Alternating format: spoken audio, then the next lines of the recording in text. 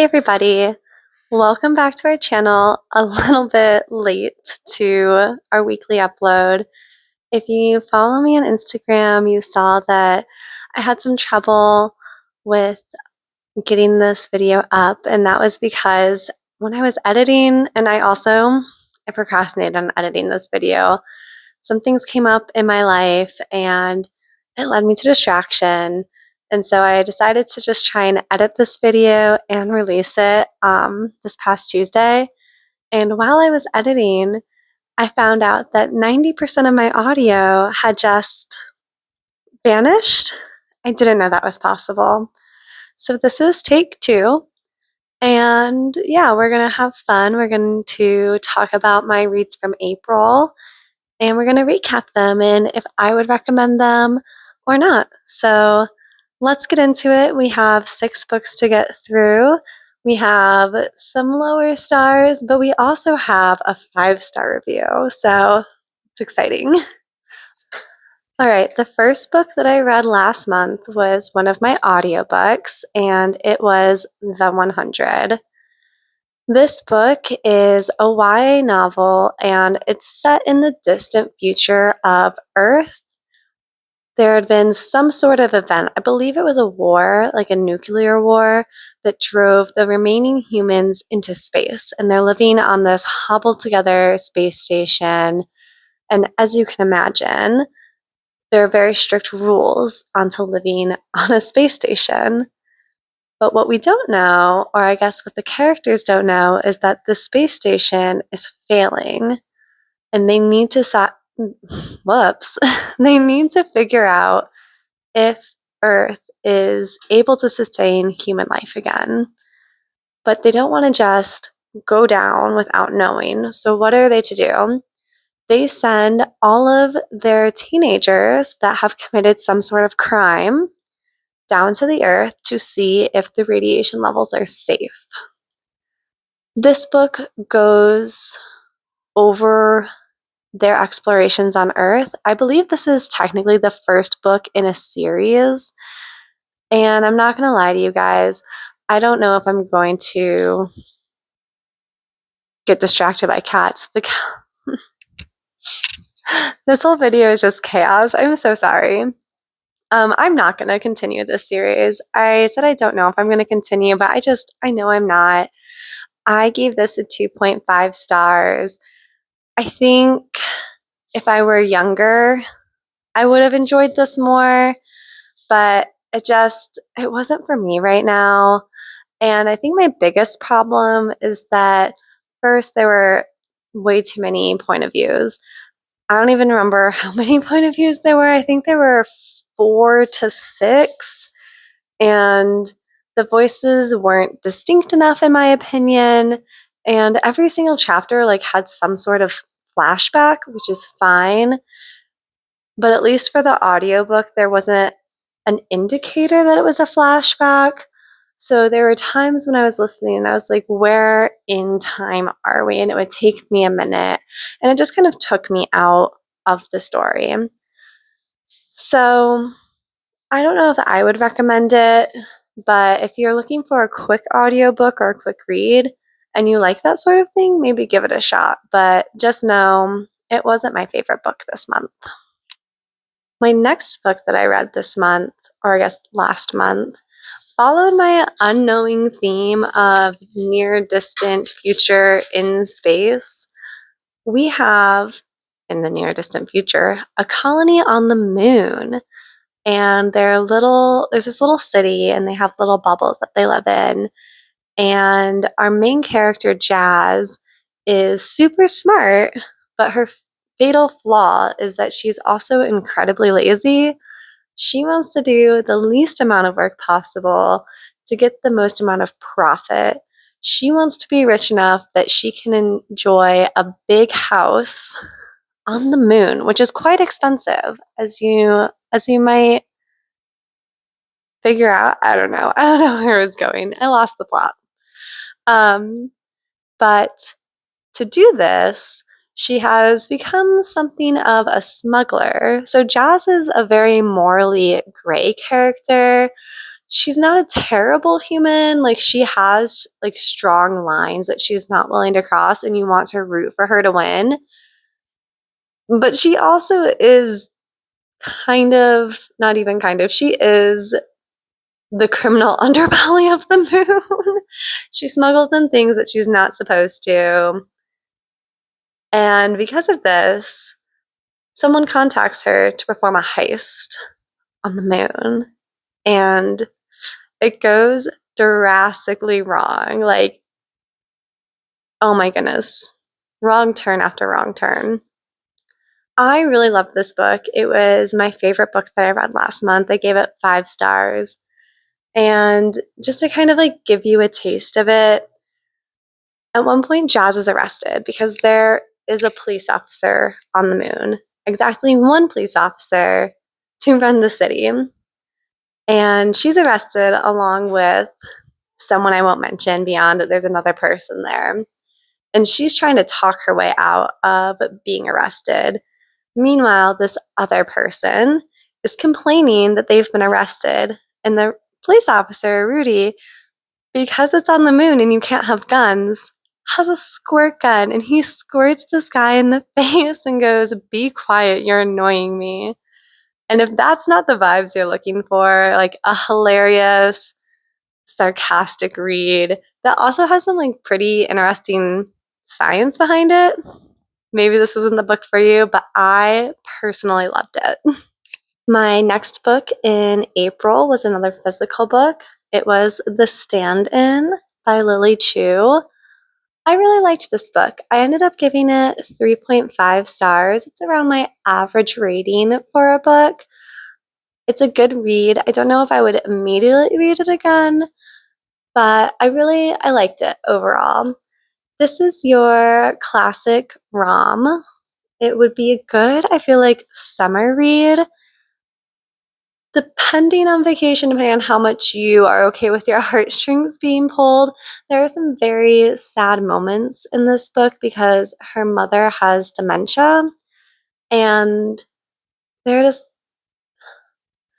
scenes are very well written between her and her mom trying to connect, and it definitely made me tear up at times. So our main character is hired to be a body double for a very famous Chinese actress. This also takes place in Canada. So the Chinese actress isn't very well known. So she needs some time off, and she asks our main character, Gracie, to be her body double secretly so that she can get some much needed rest. Some shenanigans happen, and some romance happens. Overall, I would definitely recommend this, especially as the summer is approaching. Our 4th book from April is another audiobook. This book is called A Fragile Enchantment. I actually read this, or I guess listened to it, based off a recommendation from my friend Elise. And it's very Bridgerton-esque romantasy, but it's also young adult. So there's nothing too spicy. Overall, I gave it a 3 stars. I enjoyed it, but I think I would have liked it more if there was almost more focus on the magic portion, and if the magic system was better explained. I think it wasn't because the author intended this to be a standalone novel and they maybe didn't want it to be too long. But this is one of the like rare instances where I almost wish it were at least a duology and you could just break it up and I could get more background information because the world seemed like it had such strong potential to be an interesting fantasy world. So yeah, I think I would have liked it either to be a little bit of a longer standalone or broken up into a duology where I could learn more about the world. Another like fun fact, at least for me, is while I was reading this book, I ended up texting my friend and I was like, "Is this giving the British royal family to you?" Because that's what I kept thinking. I kept thinking Prince Harry trying to find love and finding it with someone who maybe isn't what the other royals would approve of. So if you're looking for something that's kind of Bridgerton, but not as spicy, and also a little bit magical, but not super magical, and if you enjoy the royal family, I would recommend A Fragile Enchantment. I think it's very sweet. The fifth book I read in April is Our Infinite Fates, and I ended up buddy reading this with my mom. We both had copies, and she ended up reading it and finishing it a couple days before I could, just with how our schedules fell. But it was really fun having a book where I could then text someone who had just read it and like remembered what had happened along the way. And this is really sweet. This is another YA novel. I kind of leaned into I kind of am currently still leaning into YA right now. And I really like it. And since summer is right around the corner, if you need a good summer read, I would recommend this book. I gave it a 3.5 stars overall, and I did really like it. This is I don't even know how to like entirely explain it. We have two immortal beings that fall in love in every lifetime that they have because they live multiple lives. But they also end up murdering each other in every life, and we don't know why. So the point of the story is to maybe try and figure out why and break the cycle. Because one of the two immortal beings, Evelyn, needs to live longer than what she thinks she has time for to help save her sister in this lifetime. And I really liked the twists and the turns. There were a couple that I thought I saw coming, and then there were a couple that completely threw me. I didn't know it was going to happen. And I really like it when a book can surprise me. I only gave it a 3.5 stars because when I finished the book, there was like something more I wanted, but I also feel like that isn't fair to the author because it was a satisfying ending. It was completely lovely, but some part of me just wasn't done with the story yet, and I honestly couldn't even tell you what more I would want. There was something that wanted more. I loved, if you end up reading this, I'm not going to spoil it. Just know that the last twist was my favorite thing ever. Loved it. Loved it. But the reason I say this is a good vacation read is because I never wanted to set this book down. I had to set it down because I was living my normal life and I was mostly reading this on the weekend and on my lunch breaks. But it was so hard to set it down because I just wanted to know what happened next. So if you have a vacation that you're going on and you need a book, I would recommend this one. My last book of April. First off, before we even move on to anything about the book, this book needs a moment for its cover. Give me 1 second. Is this not like one of the most beautiful covers you've seen for a book? I loved this cover. I picked this up because I really like the author. She's the author of the Glimmer Falls series, which I feel like I've talked about a lot on this channel for it being a new channel, but I really loved that series. I now unfortunately think she's done writing in that world, and I'm a little heartbroken. But if it's because she's focusing on this world, I think I can survive. This steered away from what I had been doing with the month because, first and foremost, this is not a young adult book. Please be an adult if you're going to be reading this book if you have kiddos. Pretty cover, not for the kids. This is a romantasy. Think kind of along the lines of ACOTAR meets Hunger Games is the best way I can describe it. And I think I saw someone else describe it as that. I don't think I came up with that. We have our main character, Kenna, and she's a human. And through a series of events, she ends up in the Fae realm, where she has to undergo 6 deadly trials to help her new mistress, who is a princess of Earth House, servant of Earth. Whoa. I should also say that there should be a strong content warning with this book, and the author does provide one. Well, I guess I listened to this book and then I liked it enough that I needed my trophy, so then I bought it for my birthday. So at least the first thing you hear after the title and the audiobook is a content warning included by the author. And I'm just really big on, if there are dark themes and uncomfortable topics that are talked about in books, I need the content warning. If I'm not prepared, I don't enjoy the book as much. So there are definitely some very heavy topics in this book. Again, I really would not recommend this for a kid, and I think you should definitely pay attention to the content warning before you decide to go further in this book.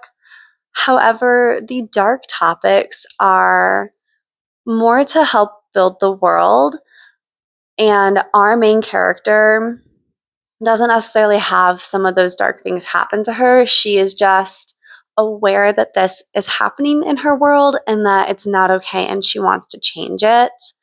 So I really enjoyed the deadly trials that she had to go through, and I liked the world building. And I did like the romance part of it. I think I liked her romance in her other series more, but I still enjoyed it. She had a little bit of a love triangle going on. And yeah, overall, this is the first book in the series, and I believe it's going to be a trilogy. It's definitely at least going to have 3 books, because I saw that on her website. And the arc for her second book is going around right now, and I'm so sad that I didn't get one.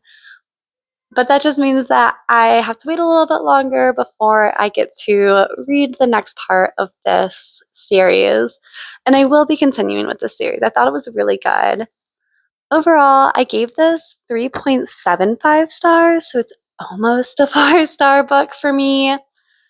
I think if you like Romantasy, you're gonna like this book. It was good. Just be prepared. Those are the 6 books that I read in April.